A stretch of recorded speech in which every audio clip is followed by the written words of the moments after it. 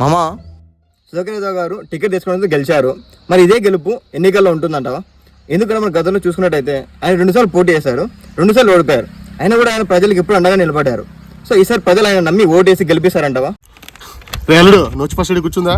నీకున్న డౌట్లు నేను క్లారిఫై చేస్తారా? అల్లుడు, ఇప్పుడు నీకు వచ్చిన అనుమానం, సందేహాలు మైదుకూరు నియోజకవర్గం చాలా మంది ప్రజల్లో కూడా ఉన్నాయి. కానీ ఒక జనసేన సైనికుడిగా ఖచ్చితంగా మీ అందరి సందేహాలను తీర్చాల్సిన బాధ్యత నాకు ఉంది. ఈరోజు ఖచ్చితంగా క్లారిఫై చేసి తీరుతా. 2019లో పవన్ కళ్యాణ్ గారు కూడా 2 చోట్ల ఓడిపోయారు. కానీ ఆయన కార్యకర్తగా ఉన్నట్టు మనమేమన్నా ఆయన మీద నమ్మకం తగ్గి పార్టీతో ప్రయాణం చేయడం ఆపేశామా? మరి అటువంటి పవన్ కళ్యాణే ఈరోజు చంద్రబాబు నాయుడు గారితో రాష్ట్ర ప్రజల భవిష్యత్తు దృష్ట్యా కూటమి కట్టి ఆ కూటమి తరపున అభ్యర్థిగా మన సుధాకర్ యాదవ్ గారిని నిలబెట్టారు.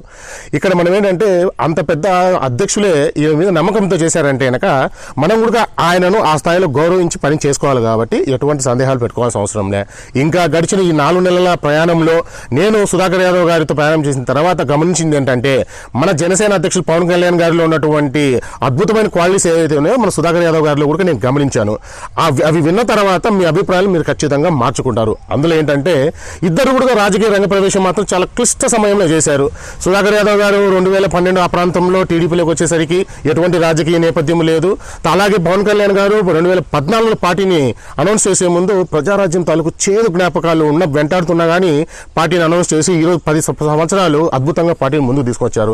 అలాగే వారు నమ్ముకున్న పార్టీని వాళ్ళకు అండగా ఉన్నటువంటి క్యాడర్కు మరీ ముఖ్యంగా వారి ఇద్దరి నాయకత్వంలో కూడా 10ల సంఖ్యలో అద్భుతమైన యువ నాయకులు తయారు చేయబడ్డారు. అందులో ప్రత్యక్ష నిదర్శనంగా నేను మైదుకూరు నియోజకవర్గంలో జనసేన పార్టీ తరపున ప్రయాణం చేసిన తర్వాత ఈ కృష్ణమూర్తికి వచ్చిన గుర్తింపు వేరే.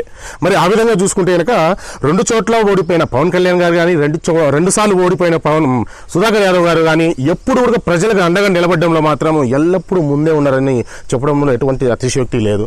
మరి అదేవిధంగా ఈరోజు ప్రజల ఆస్తులకు కానీ ప్రజలకు కానీ అండగా నిలబడడంలో కూడా వీరి ఇద్దరు ఎప్పుడు కూడా ఒక అడుగు ముందునే ఉంటూ వచ్చారు.